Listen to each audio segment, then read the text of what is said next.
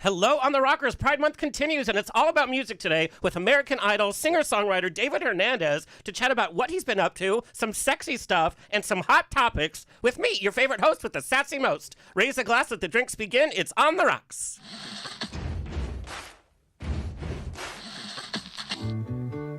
Thank you for being Boulevard. Life is a banquet, and most poor suckers are starving to death. I'd like to propose a toast. This is On the Rocks with Alexander, where I drink with your favorite celebrities as we talk about fashion, entertainment, pop culture, reality TV, and, well, that's about it. So pop a cork, lean back, and raise a glass to On the Rocks. Fasten your seatbelt. It's going to be a bumpy night. Lord have mercy, buttons and bows and pantyhose. On the Rocks podcast, the place where we're too glam to give a damn. Follow us on Instagram and TikTok at On the Rocks on Air, and on Facebook, On the Rocks Radio Show. Send me email, book me for a pride, wedding, funeral, quinceañera, bris, I don't care, I'll show up. Info at ontherocksradioshow.com. Also send us your comments, your guest requests, and your guest questions. The show's presented by Strouthead Media. You can watch now our over 380 episodes, by the way, for free. You can watch us on Apple TV, Roku, Amazon Fire TV, and the iDout.tv app. Facebook Watch, streaming with Pride on SVTV and on Channel 31 on the East Coast. We proudly tape at UBN Go Studios, your one-stop place for podcasting. All right, let's get the show on the road because we have a lot to talk about. The man of the hour, David Hernandez, a true self-made artist who gained national attention, is a top 12 finalist on American Idol. His talents have been showcased on notable platforms like The Ellen Show, The Today Show, MTV's TRL, and TV Guide's Sexiest Stars.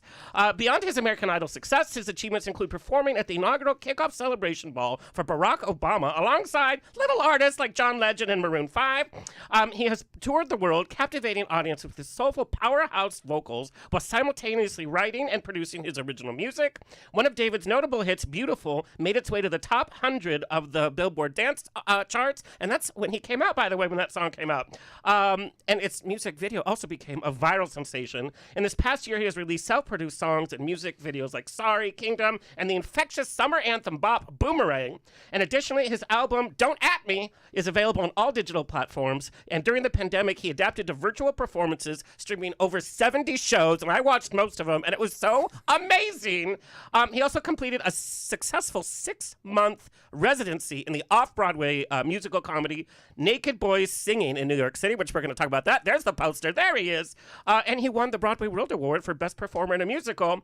And in his most recent single, I Am, he brings his career full circle as he revisits a song from his first EP. Let's take just a little peek at that. Everything that I've been through has made me stronger. Yes, I know it's true. Life can be so demanding. You know it wants to throw a hand in. But I know that I've come so far from where I once started. But every day is a winding road.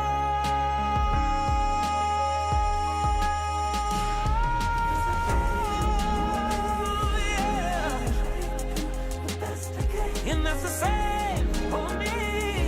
Hey, who will always be. Broken home, always tearing me down. I started to sing so I could block it all out. Whoa, whoa. Growing up, not the richest of kids. Single mom, 16. We were more like friends, yeah.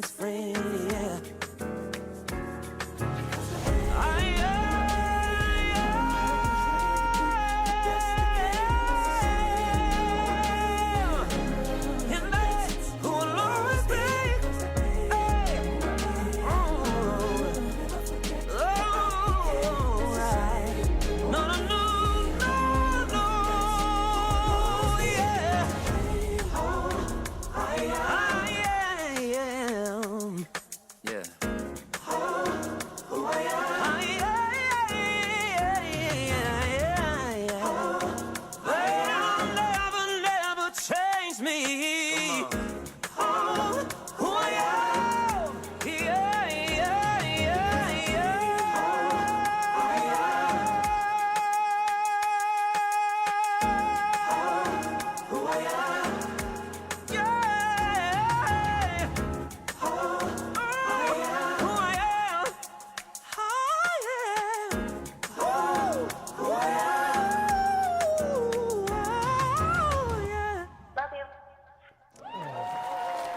Please welcome David Hernandez. Thank you.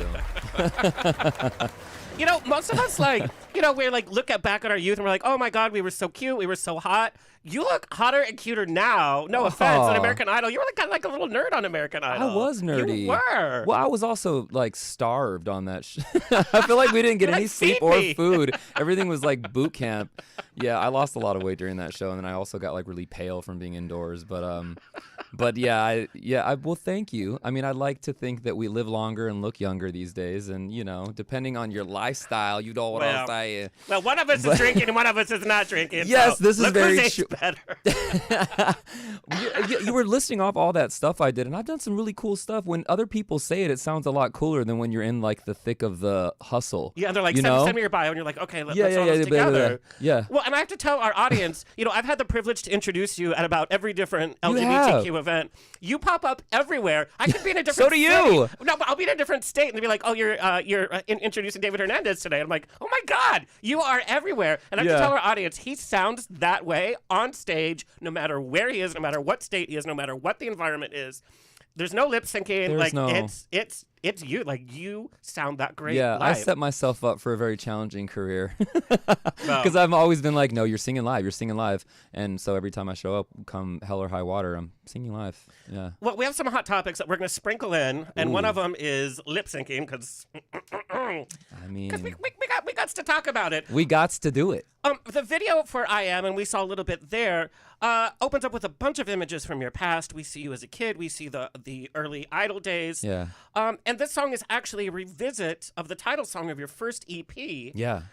What was the reason to return to this song? Gosh, I just got little goosebumps right now.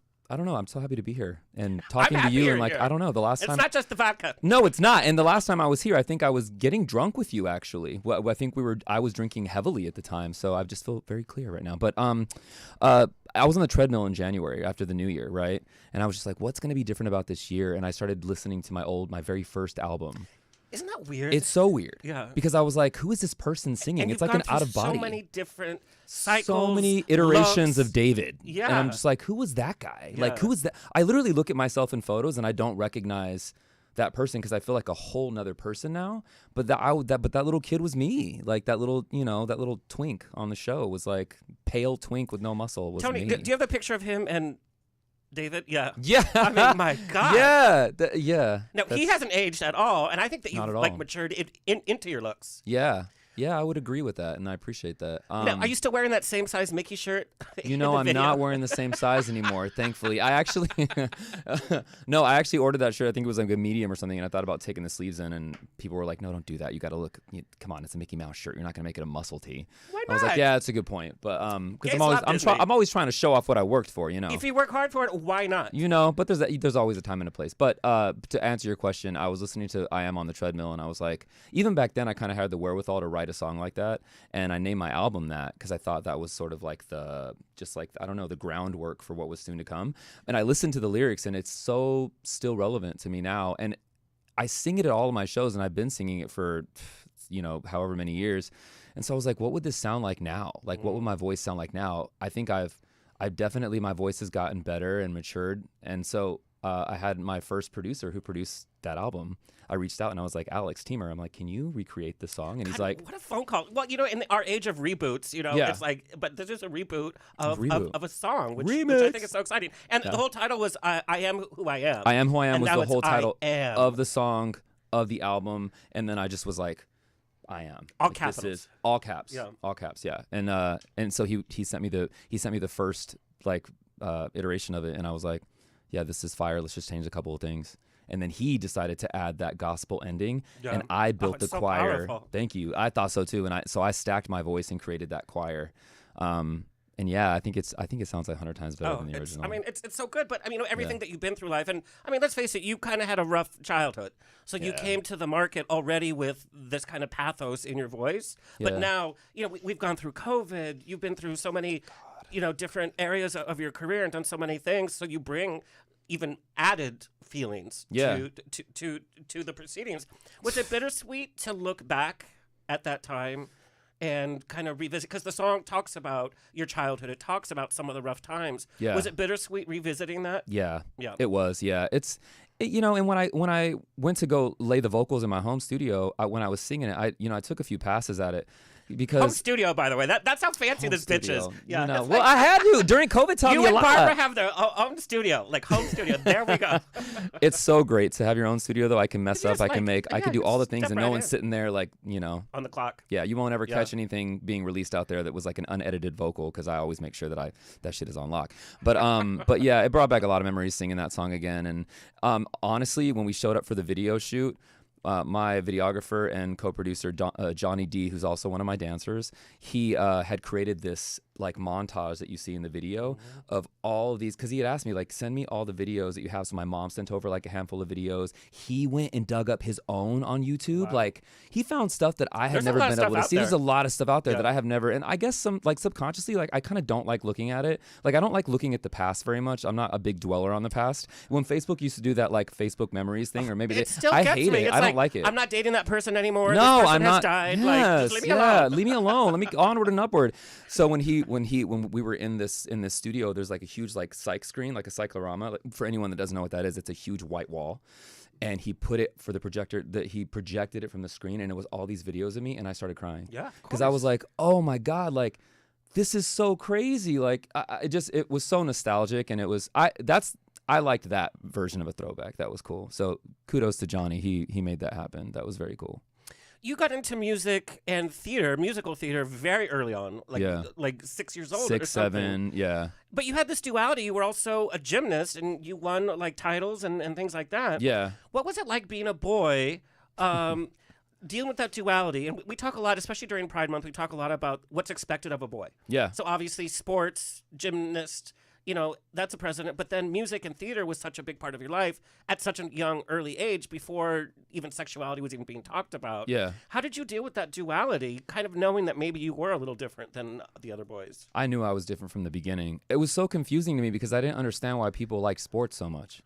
Well, I I'll didn't tell you understand why I like it. watching sports, but it's all Yeah, I different mean, reasons. same, but I didn't understand why I had to be on the baseball team, or I had to play football, or I was terrible at all those things, but I kept being told that I had to do it because as a boy, like, and then I had to play with G.I. Joes, and like, I just never understood it. So my mom, when I would get home, she let me do all the things I wanted to. I would sing, I would audition for musical theater stuff, I would play with Barbies, like I did all the things that I wanted to do. But then when I went to school, like I had to hide that part of myself. It's like it was leading a hard. double life. It was a double life at 6 years old. Because up until then, before I started going to school, I didn't know that I was different. My mom was so incredible, still is. Like she made me feel like everything I was doing was perfectly normal. So when I got to school and I started like, I didn't know that hanging out with the girls was like not supposed to be a thing.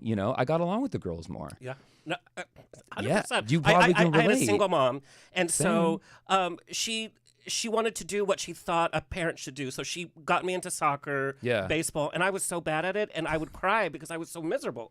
I didn't get along with the other boys because I was besties with my mom. Yeah. And so that older person energy, I naturally, I would want to hang out with my teachers other than the students. Me too. And girls too. Yeah. But my mom, she wanted me to have the normal experience until she finally was like, why am I pushing this Why are kid? you pushing? He's Yeah. miserable. Yeah. And then that's when the theater and all that started. It's such a mind fuck because I remember just like wanting to do, I wanted to play the clarinet and the flute so bad, but I had to play the trumpet first because it's a manlier, it's a brass horn. instrument, and like, and then finally when I got around to playing the flute, I started hiding it.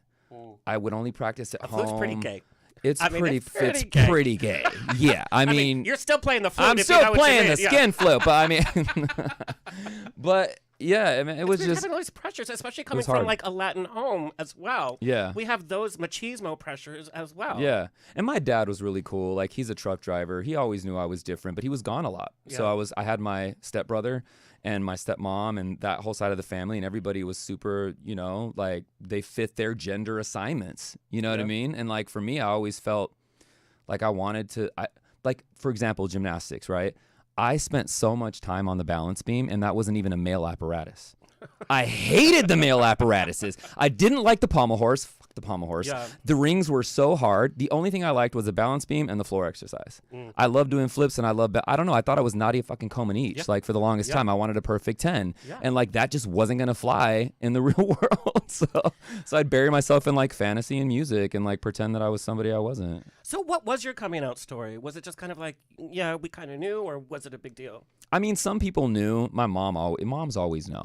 My mom claimed she didn't know, and I was Really? like, I mean, I would watch Annie over and over and over again, and then I had the best friend in high school who we couldn't spend one night apart. We were always at either his house or my house, even like Christmas Eve. When you should have been kind of like interested in girls, right? Like, yeah. Well, I still played that. Like, I don't know if you did that too. Like, Oh, yeah. You know, I pretended I was interested and went to prom and all of that. You but know, that yeah, I was- did that. yeah. I did that. I was actually, I was interested in girls at that time, though. Like, I felt like I really, and like I was having sex with girls in high school. I had girlfriends I in was high engaged school. to be married in college. What? Yep. I cannot imagine Alexander being engaged to a woman. I right was now. very, I'm sorry, very but different, and I was miserable, and I just didn't know. But I didn't even have the language growing up, like gay, you know, because I grew up in Orange County. Of course. And on TV and all that, it wasn't something that I even knew the language with. I didn't even know what guys would do with each other, like, you know what I mean? Yeah. I just knew that there was this weird energy. Yeah. But my mom claims that she never knew, but for you, it was... My mom, I remember okay, so I had a boyfriend. We broke up. I called my mom crying, and I was like, Mom, someone broke my heart. And she said, what was her name, baby? Because at that point, I had only dated girls. And I said, Shane.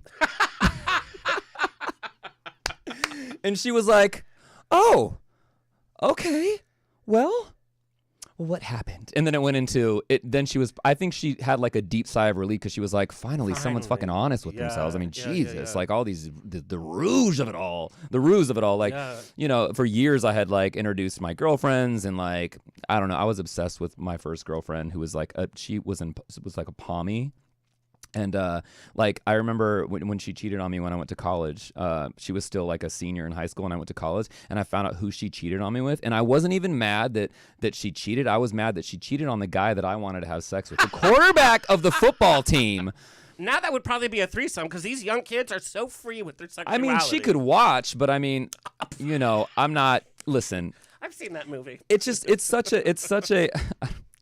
The story is so tired now, but it's funny when I look back on it. I'm like, really? You weren't mad that she cheated on you? You're just mad that she cheated on you She with the got guy him you first. wanted? Yeah. Yeah, like God, David, you're trash.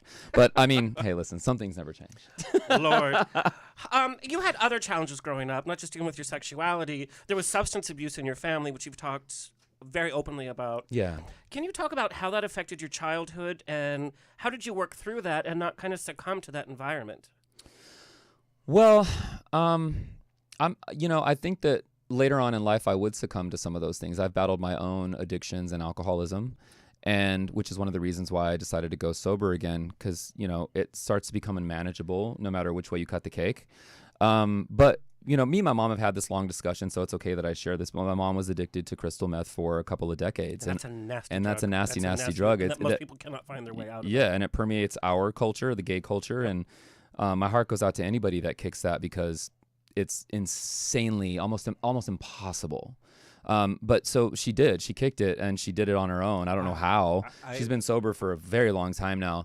But I never knew that was a thing then until she almost died, and my grandmother came into the picture, and then the whole thing sort of unfolded, and I was like, oh my God, like it did explain a lot of things.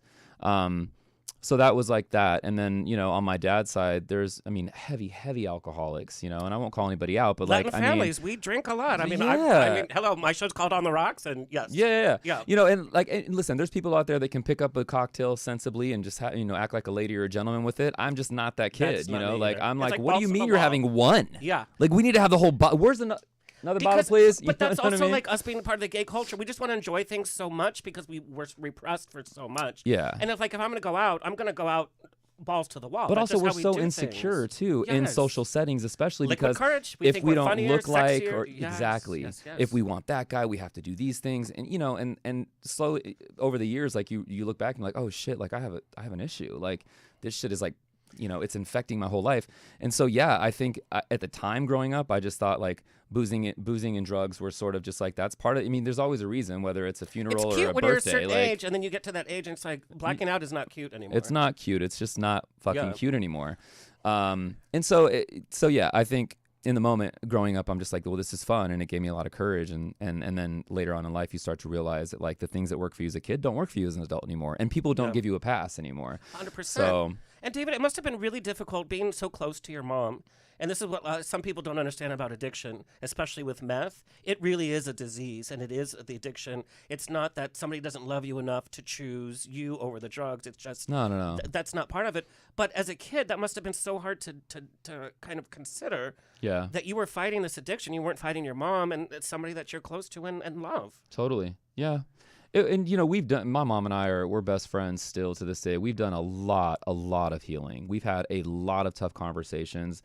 We will continue to have tough conversations. There's things I want to know about my mom, and we just had this conversation a week ago where she sent me this like it was like a thing on Instagram where it was like, if you only see your parents once per year and say they only have 20 years left, so then you only see your parents 20 more times before they die. Like, if you put that in a perspective, that's so crazy. And it got me in my feels, and I was like, okay, when I do Phoenix Pride in October, I'm gonna come out for a week and let's just chill, let's cook, let's she loves like Build-A-Bear, and she loves making pottery, so we'll go do that, but like, yeah, I feel like there's so much still to like unpack with my mom. And it's a beautiful thing when we can just be 100% honest with each other. So in a lot of ways, like, drugs and alcohol were sort of like a gateway to connectivity, or I don't know how to explain it. It kind of made us, it lowers the veil because you can't hide it for so long. Lowers the veil, so then you have the deep conversations like, oh shit, like, does this run in my genes? Because I've had similar issues. And it does. Yeah, I know. And there's no scientific proof of it, but I really believe it's a combination of nature and nurture. And there's a reason why, like, my boyfriend can pick up a beer and be cool with that. And there's a reason why I can't. Like, why I literally want to sit at the pub and, like, finish off 10 beers. Well, it's funny because we were coming over here and you're like, oh, do you have Diet Coke or anything? And I'm like, oh, no, I know. Like, because you and I have drank together. Honey. We've had a Sunday fun day at the Abbey. Like, we've done that. We have done But you have it. taken it. And, we've been talking about sobriety in the LGBTQ community very recently. Yeah. Because there would be the stigma before that if you came out as sober, your friends wouldn't want to hang out with you. They wouldn't invite you. You couldn't go to the prides and all that. But that whole dialogue is totally changing. Prides are now having safe spaces. They're having events that are catered to the sober community because we realize how detrimental it can be for people. There's the in sober the community. curious movement that's going on with a lot of the 100%. younger generations. Even Vanderpump like, Rules, half of them are like sober now, which is insane. I'm telling you, when you go sober, it's a weird thing how the universe is like puts other sober people in front of you, because what you just said, I have that same fear even now where I'm like, people are gonna think I'm boring, but there are certain people who are like, well, you're not drinking, ew, and I'm like, well, fine, if you don't want to be around me, I don't want to be around you anyway. But my on tour on the road, my dancers were like, you're crazy without alcohol, like you're hilarious. Like, it's just affirming stuff, and you just got to give it time, because I do think that, like, I am a great person aside from substances. Like, I don't need them. Somewhere along the lines I got it twisted and I thought I needed them. I don't know. But there's definitely that transition period. So my ex, Yes. and he's still my best friend. I mean, we have like Paris and Nicole stories about how like drunk we would get. I mean, we have tons of stories. Yeah. He's sober now 9 years. And when he first went sober, I thought, I'm going to lose my best friend. And there was about a month that it took some transitioning, because it's like all we used to do was go to WeHo every single night. And you got to get creative, figure out cool new things to do. Hiking. And I was like, hiking, movies. And he has not changed. He is still that crazy person. We still have crazy memories, making new memories. He's just sober. Yeah. And it's like, we look back and we're like, how did we even survive? But I'm glad that we're having this dialogue as a community, and that stigma is becoming less and less. Yeah. And don't get me wrong. Like, I was just talking about this with my really close friend, Griffin, who's also sober. You have a friend named Griffin? I do. That's a hot name. Griffin's hot. He's a Everybody named tall Shane trainer. or Griffin are hot. Yeah, I mean, Griffin's going to like this podcast because he's hot. Griffin's hot. Griffin, hello, you're Griffin. welcome. As I pour myself another drink, by the way. But it's fine. Hey, listen. But we were talking about this the other day, and I just lost my train of thought about like being fun and all that kind of. You can't discount your youth and the times that you've had fun with alcohol. There's been, I mean, listen, all of my 20s and early 30s, like, I had a blast, and I think at that time it was mostly manageable, right? For me, anyway, I can say that. And then it became how did I survive? There were certain things. There were certain things, certain situations, but I hate to look back on my past and be like, oh, that was all just a wash. It wasn't. I did a lot of really cool shit in my 20s. American Idol, touring. I'm still touring. Like, it's just a lot of cool stuff. It's just that you, at any time, reserve the right to change your mind and change your lifestyle and your behaviors, and that's totally fine. You don't have to discount anything that came before and made you who you are today. So that's my soapbox moment. Well, thank you for sharing that. course. Because I know sometimes it's hard to come out as sober. Well, I mean, and again, like it's a day at a time. I'm not Yeah. saying that I'm gonna be sober forever. I Yeah. mean, when you But think for about now, it's the forever, wise any choice for you. for right now, yeah. When you think about forever in any capacity, even being with like your partner or whatever, I mean, it sounds fucking scary and makes me want to run for the hills. So that's why it's like one foot in front of the other, one day at a time. Today, I'm not drinking. Yeah. Tomorrow, who knows? Let's take tomorrow when it comes, and that's it. The end. Damn it. So it's been a number of years since you've been on Idol, and now we have so many reality TV competition vocal shows. Yeah. Having been part of that machine and now being removed, having your own career, wildly successful outside of Idol, what's your take on these reality vocal shows? There just seems so many. Do they have merit? Are we supporting real talent? I do think we're supporting real talent. I do love Abby, who just won American Idol. I think she's so talented. There are a handful of people that have went through the process in the last, I don't know, since I was on, that are definitely talented, yeah. Do I think we're oversaturated? For sure, yeah. But I still love watching American Idol. I really do. Like, I am a huge fan. I slide into the new contestants' DMs all the time, and I'm like, Do you really? I do. Oh, that's yeah. great. And I'm like, I'm an alum. I know I'm not a creepy fucking dad, but I just want to let you know the best is yet to come. And they all That respond. like melts my heart a little bit. Yeah, That's it's so cool because we're sweet. part of this like really elite little, not elite. We're part of this really like special group of kids that, And it's tough to go through and that it's tough to go process. through it. Yeah. I mean, you were put through the ringer. Through the ringer. And Yeah. I think at an earlier time it was more through the ringer because there wasn't this idea of sensitivity and mental health, and like we were bawling backstage, we were crying, we were like sweating, it was just a lot, right, running like I said on no sleep and stuff. So I think now there's a lot, probably a lot more consideration, but entertainment and the real world is still harsh as it was then, if not so more, because social media's at your fingertips and you can see all the negative things, and it's so much addicting negativity out there. There's so much, yeah, it's addicting. And I remember being on the show and doing my first performance, and then they were like, don't look at the comments, like all the producers. Of course I'm looking at the comments. And the first thing that I saw somebody say that I already thought about myself was, he has a crooked nose. And I do. I have a deviated septum, and my nose is slightly crooked. It curves to the right. I'm looking straight at you, and I don't see it at all. It's there, honey. Trust me. I've spent enough years in this body. It's there. It ain't going straight. No part of me is going straight. Back and to the left. But I saw that comment, and such a out of all the millions of comments that were so That's gonna positive, stick in your that brain. is the only one. And you know why? Because I already felt that way about myself. So someone just terrible. reaffirmed what I already thought about myself in a negative way. And so since then, there's been a variety of therapists and journeys. And I'm still on the journey to really loving myself. That love journey I don't think ever ends. You don't think ever it get ever that ends. medal. I don't think it ever ends. I do think you get to a point where you're sick and tired of yourself, and you're like, just shut up. This is you, okay? Fuck. And I think that's where I'm approaching right now. I still take pride in making myself look good and self-care and stuff, but there's times where I'm just like, that ain't gonna change on you, honey. No. That is what you are, and you should be, because the things that you hate about yourself are things that some people wish they had. So be grateful. The grass is always greener. I mean, Yeah. for sure. I know, and especially during Pride Month, we're supposed to be out and proud and just like, I'm gay, and You're gay? Everybody, sometimes when I'm not engaged to be married, apparently. Ooh. Well, But the honesty of it, do you think being openly gay has limited your career? Because I know you perform at all these prides around the globe, like you are in it and you're working and your music is so well received, but do you think it has been limiting on a bigger picture? I was just asked that question in Dallas during a meet and greet, and I don't know. I don't know, and I'll never know. I mean, here's the thing. The entertainment industry is ran by gays and Jews, so, I mean, I feel like I might be doing something right, and I have Hebrew tattoos all over me, but I don't know. I mean, it's hard to say. I don't like to fuck with the shoulda, coulda, wouldas, or what if, like, I mean, what's that going to do for me now? Yeah. Do I think certain people were turned off by it, especially in the earlier days of me coming out? Sure. But if they didn't want to work with me, I didn't want to work with them either. True. So I don't know. I think we're in a different, we've certainly entered a different time, and I think it's still, we're progressing. But I think I don't know, I think gay people are doing a lot of great, incredible things. Now the climate, we're I think unicorns. It's different. Even 10 years ago, it was just so different. Yeah. Okay, that brings us to our first hot topic. Oh shit. We have to talk about this girl, JoJo Siwa. She just performed at LA Pride. Yeah. She brought a big jug of vodka on stage with her, and she dunked it. Her 21st birthday was spent at Disney getting wasted on Instagram Live, whatnot. Really? We know, yeah. We know her problematic interview saying that she wants to, invent gay pop. Pop music, yeah. As a musician, as somebody that's also been, in the media spotlight, is she problematic for the LGBTQ community? Is she problematic for youth? Or is she just living her life and we should applaud her? There's so many other things we can be focused on besides JoJo Siwa. I think But she's... the media's obsessed about Well, that's the media's fucking fault. I mean, the media needs to get their act together in But general. she's getting famous off it. Even if it's negative, everybody is talking about this girl. They are. So she's doing something right.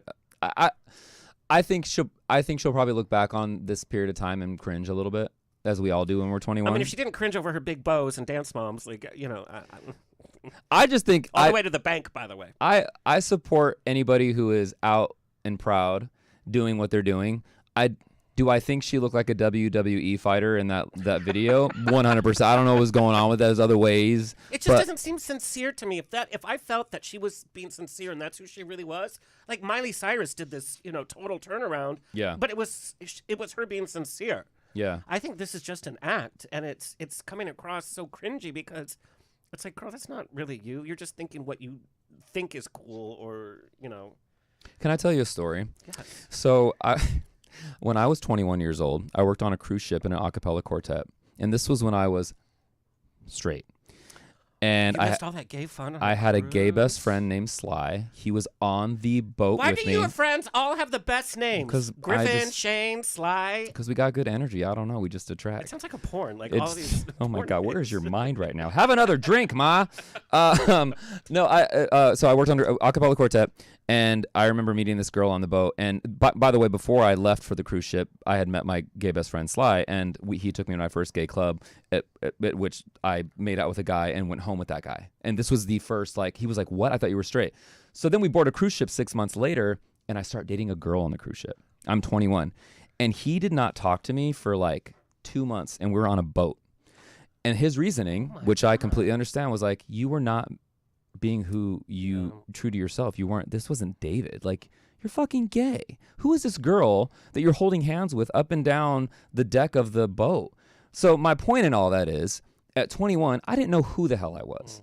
I don't know JoJo, but maybe she's trying to figure out who that person is. And along the way, you're going to make mistakes. You're going to wear crazy outfits. You're going to get fucking drunk. You're going to fucked up. And you're going to say things that might not necessarily be correct. Obviously, she's not inventing gay pop music. There's a plethora of artists that have been doing that for many a decade. Mm-hmm. So to answer your question, I mean, is it cringy? Is she going to regret it? Is she doing the right thing? Only she knows that. That was such a good answer. That was such a nice answer. I think, but I mean, I'm not trying to be nice. If you know me, I don't try to be nice. But I mean, I just think it's the truth. I think it's the truth. If you're wanting more fodder, I'm sorry I didn't give it to you. David, what are some of the biggest obstacles facing an independent artist? Money. Yeah. Mm-hmm. Money. It's always money, and it's wearing different hats. It's trying to raise the money. It's trying to produce, direct, record, find the music, write the music. I mean, if the amount of I feel like a fucking circus act most days, and by the end of it, I'm exhausted. Yeah. Which is another reason why I decided to not drink, because I can't do all these things while I'm nursing a hangover, buzzed, drunk, wasted. I just can't, and it's hard. I think the independent artists should be the most revered artists, because we're literally grassrootsing this shit, I was just thinking about that today. I was at the kitchen counter venting to my boyfriend, and then we had this epiphany, which I'm glad we had. I'm always a huge fan of just getting it out, right? Yeah. In a great, and just because when you hear yourself say things, sometimes you iron it out on your own. And we did it at the kitchen counter this afternoon, and I was like, okay, that makes sense. Because I was just like, you know what? What is it all for? Why am I doing all this? Why did I drop I Am? Why did I spend money on that video? And then you start talking it through, and you're like, this is for my own legacy. This is for me, because I love to do it. If it wasn't a numbers game, why am I doing it? Yeah. Because I love it. And that supersedes anything, So yeah, it's hard. It's really difficult, though. What has been difficult? We know now money is really in touring. It's in your appearances. It's not putting all this money and time into an album that gets streamed millions and millions of times. It's not that means money in your pocket. No. What was that? I don't know. Oh God, is that a ghost from? What was that? That was weird. Did That you all was hear so that back weird. home? That was so weird. I don't know. That was like a Are my exes coming through? Are they trying to Sly, tell me Griffin, something? Shane. What's funny because we did start a paranormal podcast in here. Yeah, with Derek Jameson, Yeah, right? yeah, so that's my boy. I love him. That's That so stuff scares me, weird. but well, that's for another Yeah. time and place. All right, let's get a little steamy. Let's talk sexuality. Okay. It seems over the last few years you've become very comfortable with the sexier side of your brand, showing skin. We even saw some full frontal nudity stuff. You did, yeah. And then you did Naked Boys Singing, which is literally a musical on stage, Yeah. naked with, what, five other boys? 4 other boys, yeah. There was 5 4 other total. boys. Yeah. Where did that courage come from, and where was that spark? It's like, yeah, let's embrace this part of me. I mean, let's go back to, I don't know, 2005 when I became a stripper to put myself through school. Which you were raked over the coals with on American was raked Idol. over the even coals though with, yeah. how many female contestants had a stripper pass, and that was never, nobody cared. Yeah, I know. And now, if you were to say you were a stripper, you'd probably win a damn reality show or win the competition. And you could buy a house on your OnlyFans. And you could buy a house in your OnlyFans, yeah. I think I've always been my mom is a very sexual person. I've always been We're sexual. We're Latinos. My mom's white though. But Oh, she she is. My mom is white, blonde hair, blue eye. Her name is Spring, like the no season. way. Yes way. Yeah. But she has only ever dated people of color. Well, because she's smart. So there's that. I mean, no offense, Tony. White men are just so boring. Oh my God. I don't know. I mean, I've dated a handful of white men, and I gotta say, some of them know what I'm doing, So, but let's not digress. I've always been a sexual person, and I think that there are ways to do things. And for me, it was the perfect opportunity to do a beautiful nude photo shoots while I was doing a musical that had just happened to be nude. And it was a comedy. It was fun, and I think that was the first time in a long time since I was shamed on Idol that I was able to say You're like reclaiming it. Wow. I felt beautiful. I was working so hard on my body, still am, but I felt like in that moment it was so appropriate, as a 30-something-year-old man to just be like, yeah, I love me. This looks good, by the way. Like, I don't care what nobody says. You can shame me, but this is my life, and I'm gonna immortalize this body in this moment because I don't know if it'll ever look this way again. I'm gonna immortalize it in a coffee table book. You're welcome. Were you scared at all? Because people are gonna open that book and they're gonna be like, okay, we're gonna look at it. I mean, At the time, I was not scared because I was in this world of like naked boys singing, and I was like, just natural. For it was you just at like that natural. I was part of a cast, and like I'm not gonna lie, about a year after, I was like, oh my God. Were you really? Well, yeah, because I forgot the book was out there, and then like a fan kind of slid into my DMs, and they like, Honey, we all looked. yeah. And I was like, You're a friend, but we know, all looked. you just forget sometimes, like that. Oh yeah, that happened. So I kind of was like, oh my God, and I had a moment, and I'm like, and then I remember the reasons why I did it, and I'm like, no, that still stands. Yeah. I stand by that 100%. It's not like, and kudos to anybody out there doing porn, but it's not like I was like being raunchy or. Because that wouldn't be me. Right. But I was doing this in a the human body is beautiful. It's an art form. And the photographer is an artist. And I was also respecting his art. Noel Dahl is fucking incredible. It was the first time I ever had someone shoot me like that. I had never seen myself looking like that ever. I mean, yeah, like throughout the years, we've all shot home videos. But this was different. This was like, oh, I look good. And then we did little themes with like Christmas and Valentine's Day, and so yeah, and I made great money. There you go. Ain't nobody gonna take my paper. Was it weird to do a musical naked on stage the whole time? It wasn't. No. The first day when like we had rehearsals, did you start rehearsals naked? No, we didn't. No, it's funny because the first rehearsal, dress rehearsal is undress rehearsal. It was undress rehearsal. Yeah. Well, the first like 7 days of rehearsal, maybe 5 days or something, were completely just fully clothed, just going over the libretto and the scripts and everything. And then the day, I think the last day of rehearsal, our producer Tom was like, "Okay, everybody, get naked." And I think for a split second I was like, ooh, like this is. Yeah, I mean, this is, it was a cast of hot boys. There's a cast of hot men, but once you get up there, it's like you have a job to do. Nobody's thinking about sex in that moment. We're all thinking about lyrics. blocking choreo. Oh shit, like don't want to, So it was one of those things where it's like and it's just funny. And yeah, it was a job and it was fun. I mean, it was definitely, not everybody goes to work naked. but I can just check that. I mean, listen, it's never lost on me that I lead an extraordinary, rare life. Like the things that I've done are crazy, like, and they're so fun, and I'm so grateful. And as much as how this goes in entertainment, there's so many pitfalls, but there's so many highs. But we're also not clocking in, and no offense to those that work a 9-to-5 job. Yeah. I can't even envision that world for me. Right. It's just so far removed. I don't think I would be great if I had to go in and like meet people every day from 9 to 5. I have done it when I was like 19 and I got fired from every job. Yeah, I would forget orders. That's when a sign. I worked at TGI Fridays, and I would just sing up and down the hallways, and people would be like, "Is he fucking serious?"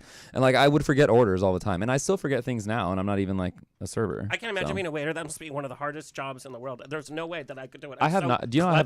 I have nightmares about forgetting people's orders. Like I remember having like they call it in the weeds, right? When you have like 8 tables, and like here's the thing: I don't care what you want. It's probably, let's start there. I shouldn't be a server because I genuinely don't care if you're having a great dining experience. Like I actually, like, fuck off. Like, what am I doing here for peanuts? Like, there's other jobs for me. God, I remember TGI Fridays. I used to go there all the time. In Orange County, there was only 2 things to do: go bowling or go to TGI Fridays on the weekends. That was it. And see, that sounds fun now. Yeah, kind of. I kind of bowling and TGI Fridays. It was just like easy going. Now when we go out on the weekend, it's like it's a whole thing. Well, yeah. So, David, talking about sexuality, we're going through such a weird point politically and socially towards the LGBTQ community. Should we be curtailing some of that overt sexuality in order to build bridges with the conservative side? Oh, man. How is that fair, though? You get heterosexual women pandering to straight men with their overtly sexual behaviors or outfits or... I remember seeing of movies as kids, and before it was PG and R. There was no like PG-13. Right. That's how old I am. And as a kid, I remember seeing so many movies with tits that were just all over the place. Total Recall. Remember the 3 tits? 100%. But it was just part of regular movie-going Yeah. experience. Well, because it's normal, right? Right. Yeah. And it's like now we're celebrating seeing men's genitalia in film. And it's like, it's still a shock, but it's like we've been looking at naked women forever. Yeah.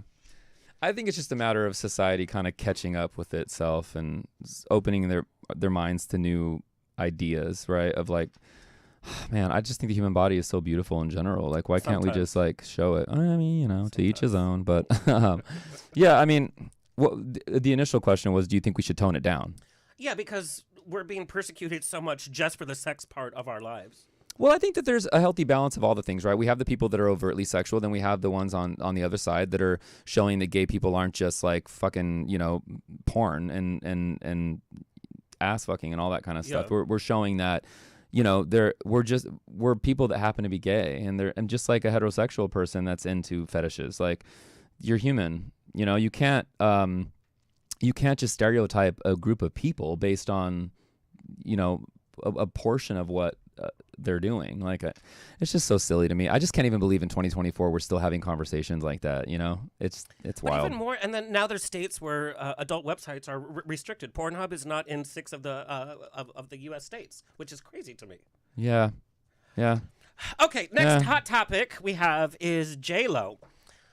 The media, this is my personal take, the media decided from one day to the next, you know what, her career's over, and we're going to highlight why her career is over, and then now her career is definitely on a downward spiral. Yeah.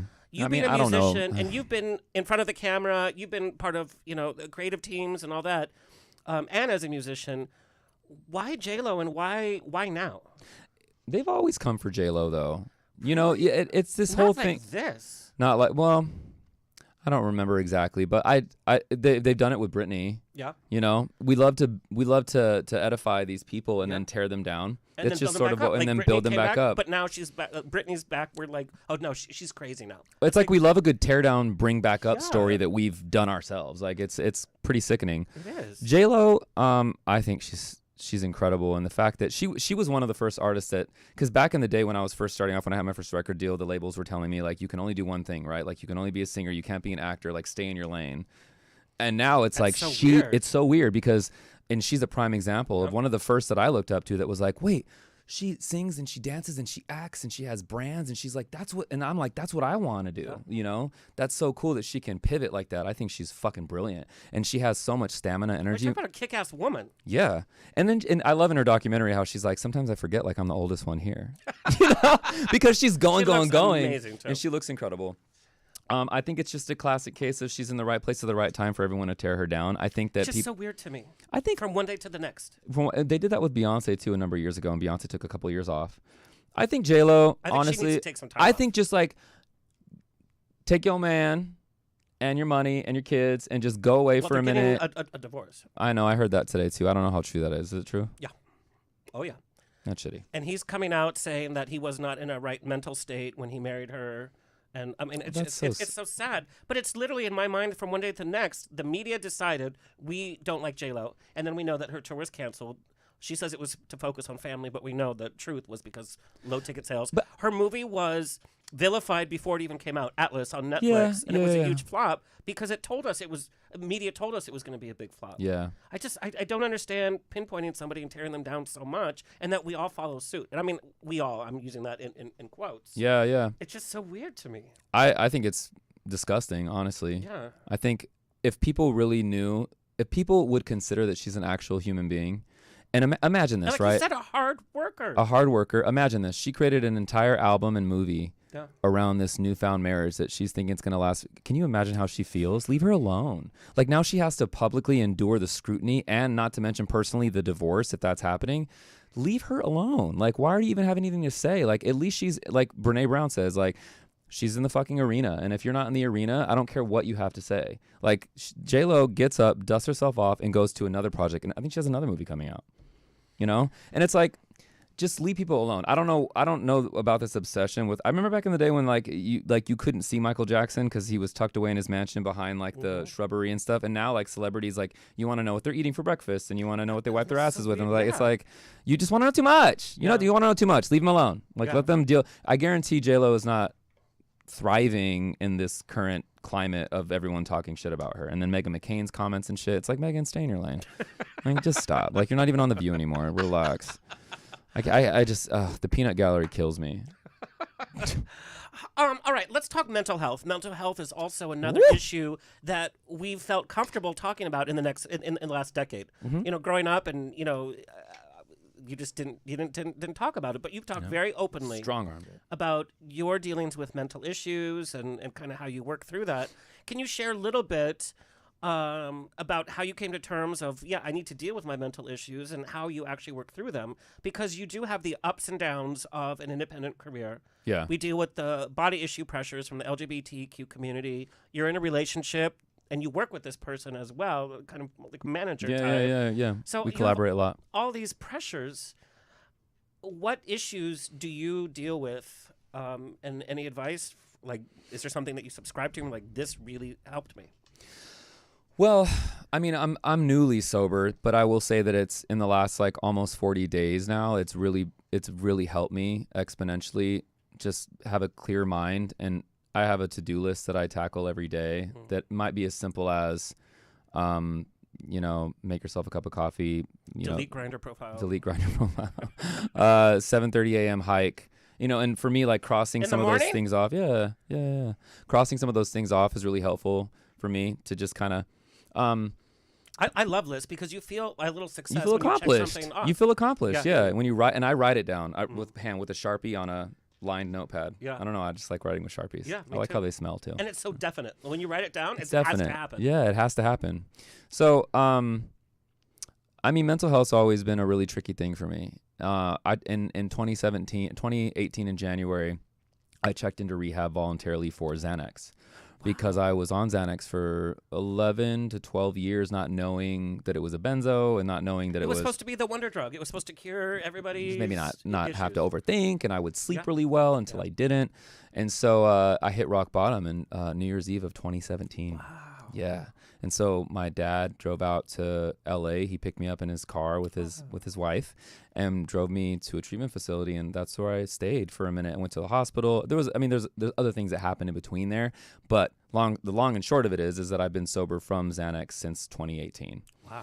And that I thought was the biggest hurdle I'd ever have to kick, not realizing that then would come alcohol, and then would come certain sexual behaviors, and then, you know, like I'm an extremist, and I'm an addict. Like I'll do anything. I want the dopamine hit. Like, give it to me all the time, you know, whether it's sweets or food or sex, or like, give me more. Or being on stage. Or being on stage. Yeah. 100%. Yes. And when I get back to my hotel room, I'm just like, it all just is quiet and there's no one there. And I'm like, what is this? Like, everyone would love me for a minute. I loved me for a minute. And now I'm stuck with me by myself in this solitude. And it's like, so I'm learning other ways of navigating other than destructive behavior.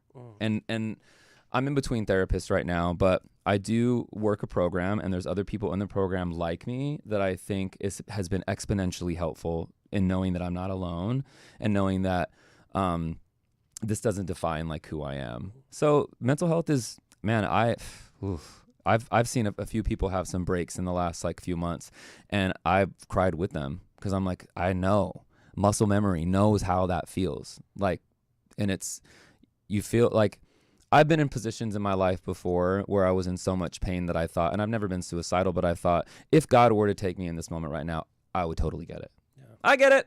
I've abused. I have been fucking rock bottom. I don't know what the hell I'm doing with my life. My body is not my temple at the moment. If he took me right now, it would be fine.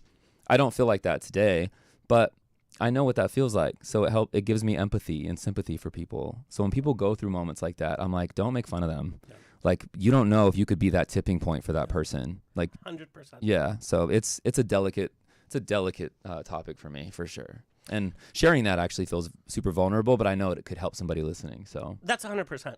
Yeah. You know, and I think in certain ways, I think the gay community has gotten meaner, but in certain ways, I think we've gotten kinder in terms of mental health issues, in terms of people choosing to be sober and us supporting them. Yeah. You know, I think there's give and take. I still think we're pretty mean as a community, and I've been part of that too. You know, speaking of which, like this whole like catty culture, people take it a little too far. You know? It's getting a little tiresome, though. It's getting a little tiresome. Like the Real Housewives, whatever. I used to watch every iteration of Housewives, and I'm like, God, we've already seen that and done it, and it's not, you know, we were talking about comedy, like what's funny now. Yeah. If we're doing anti-gay jokes or anti-trans jokes or racist jokes, it's just not funny anymore. It's just not funny. It's easy target, and it's like you said earlier, like the low-hanging fruit, right? Yeah, like go for something. Come on, be creative. Yeah, you're an artist. Go for something different. It's already been done before. It's tired.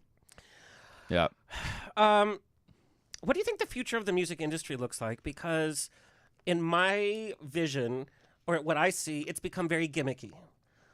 It's all about social media. It's all about, like, JoJo Siwa, her new look, you know. Yeah. And it's like, what about the substance? What about good old-fashioned songwriting, real singers? What do you think the future looks like? Man, that's a good question. Sometimes it worries me because I really wish that people would still make incredible albums with sickening visuals. I think Beyonce's done a great job at doing that. So I'm not a big Beyonce fan, and I'm not a... How dare you! No, but I'm not a country music fan. I'm talking about Beyonce's whole catalog. Like, when she started really doing those, like with the Beyonce album in 2016 or whenever it was, but she dropped a video for every single song, and then she came out with Lemonade, and just like I think she's kind of like went back to sort of the Thriller days with MJ, where he would create these bodies of work that like from start to finish you were like captivated. Well, so I had to review her Cowboy Carter. Yeah. So I was like, I can't review it unless I listen to it at least twice. Yeah. That's a long album, by the way. It's a long album. She tells a whole story in there. I was captivated. Yeah. I was captivated. And there might be certain parts that you miss on there, too, because some of that is the Black experience, and 100%. You can't relate to that. 100%. Right? And just like some people listen to queer music and like, I don't really understand that. Like, it's not for you to understand. It's for you to listen and appreciate. Right? And I think that that's why I love Beyonce so much, is because she's not creating art based on what she thinks people will like. She's doing it for the story and for the art. The art deserves that respect. And I think that that's one thing that's missing from music right now, is the respect of telling the fucking story. Yeah. I wish that would happen. There are a handful of artists that still do that. I love Miley Cyrus's New Direction. I will listen to Miley Cyrus forever. Like, just the pain and used to be young. Remember and that video. Yes. Oh my God. Remember when she first started to evolve into a woman? Yeah. We were all like, come on, Hannah Montana. Yeah. She's owned the damn thing, and she's done I relate to her now. I relate to her now as a woman. No, I relate to her more so now as she's evolved and matured than I did when she was Hannah Montana. 100%. You know, I'm so happy that she's owned this sexual side of her that backs it up with the vocals and the writing. She's a songwriter at the core. And I think she said in an interview once, she's like, I stopped touring because it takes a toll on my body and I can't function as a songwriter. And that's my number one goal is to be a songwriter. So I don't know where the music industry is going. I think there are some really, really dope artists that are up and coming, but I still have like my old favorites that I'm glad are still kicking and making music that I'm like, yes, like Alicia Keys is one of them. John Legend is another one. I love Ricky Martin. I think he's such a great, incredible queer artist and a great example of how you can be Latino queer and strong and he's sexy. become very open about his sexuality, his foot fetishes, and his hooking up with random people. Like he's very open and honest about that. Yeah. So David, how do you maintain a healthy relationship? Because you are so busy, and like we said, you do collaborate with your partner. And, you know, you being more sexual with your brand, people are ogling you, people are probably messaging you, DMing you. How do you cultivate a healthy home life with that? Well, there's so many facets of that answer, because I think first of all you have to date somebody who gives you space and the ability to be who you are independently of the relationship.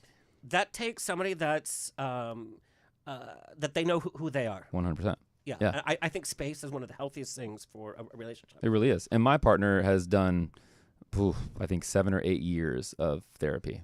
So he's worked through a lot. I always tell him, I'm like, I would have hated to have known you before therapy, because the Derek that they knew, I wouldn't even fuck with, because we're such like, we're both Geminis.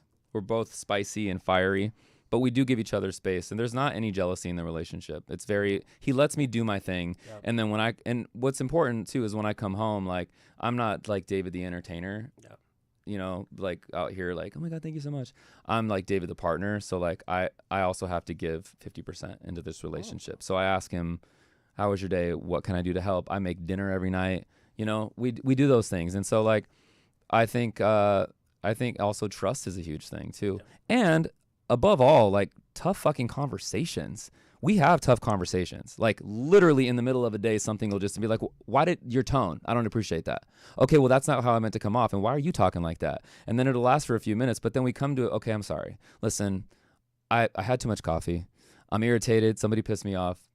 Give me a hug. You know? Mm-hmm. We don't really ever have drop down crazy, crazy arguments like we did in the past. And that was always alcohol infused. Now we just have discussions, and they're tough discussions, but we get through them.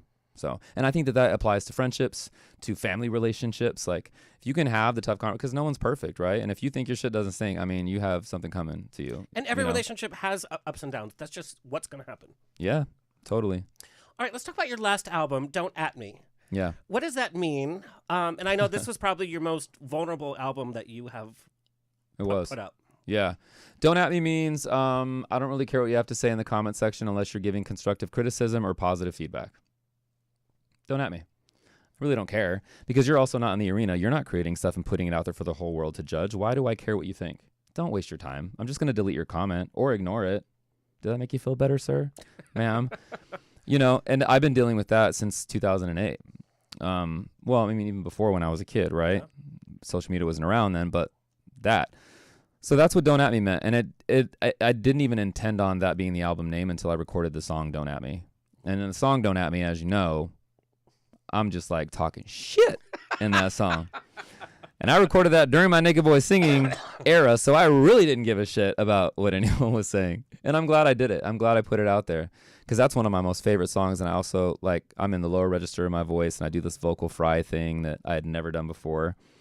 And yeah, and then I talk about mental health with When It Rains, It Pours. Vices talks about alcohol abuse. Goosebumps talks about my relationship with my partner and how I'm crazy, but you still give me goosebumps. So sorry about that, not sorry. And then Miss You talks about, like, my grandmother, my late grandmother, whose photo is still by my nightstand today. I miss her so much all the time. It's weird how someone could stay with you that long, you know, and she'll always stay.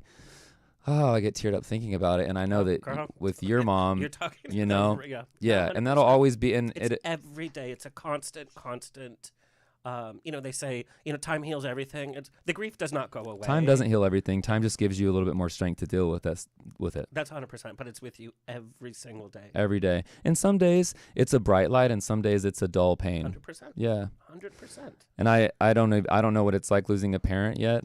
Knock on wood, and I don't even pretend to know what that's like. So my heart goes out to you because I can only imagine. Jeez, why am I tearing up right now? Damn it. But so Miss You deals with that and deals with, and during the pandemic, we lost a lot of people, and it's just, forever just emblazoned in your heart, and that's yeah. So this album was, I don't even listen to that album lately. Really? No. I don't like going back. I don't know. And ironically enough, I went back with I Am, but like I Am is like a positive, uplifting. But like you owned it and you just like reinvented the whole thing. Yeah, that's true. With Don't At Me, it's kind of like, okay, we did that. I got it out of my system. Yeah, and maybe sometimes when I'm feeling like a masochist and self-deprecating, I'll go put on my headphones and sit in a dark room and listen to that intro. But I think there's a healthy amount of like going back and like unearthing some of those things that hurt you, but then gently putting them back where they belong and covering them with soot and a little bit of water and then pounding those motherfuckers down. And some garlic. It's like you will not come out. You will not come for me. No, not again, Jesus. Hallelujah. Looking back, what has been one of your proudest moments in your career, not because it was a huge commercial success or because you got the most press, but because for you personally, it was a huge obstacle that you worked through or overcame or presented? Oh, man. Probably going through that rehab situation in 2018. I had no clue. Yeah, that was tough. I didn't know that if I would make it out alive out of that because I went through like a whole psychosis thing, and I had to cancel a lot of stuff too. And it's funny that sticks in my mind. I had to cancel gigs as if that's like, but that's your bread and butter too, and plus that's your artistic expression as well. I mean, I've seen you on stage. You're not just doing a performance. You are up there, you're creating art as I'm like having an exorcism on stage. Literally, yeah. Yeah, I think that's one of my proudest moments, and also another one was learning how to like record myself during the pandemic, and then recording "Don't At Me," that album. That was really cool to be like to speak my truth and talk that shit without caring. It takes a lot of balls to say what you really mean and not know if it's going to be commercially successful. Mm-hmm.